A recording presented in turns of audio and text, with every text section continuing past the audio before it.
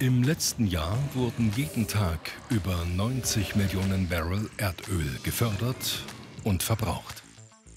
Ein Barrel, also ein Fass, entspricht rund 159 Litern.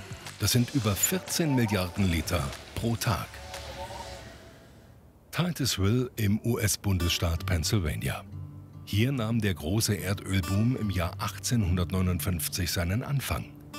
Verwendet wurde das Erdöl unterschiedlich, vor allem als Petroleum zu Beleuchtungszwecken oder als Schmierstoff für Maschinen.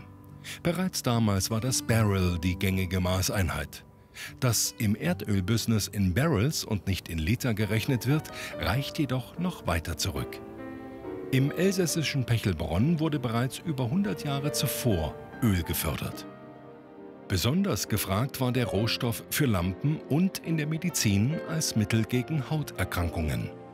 Zur selben Zeit florierte der Handel mit Salzhering, der von den Küstenregionen ins Landesinnere verkauft wurde.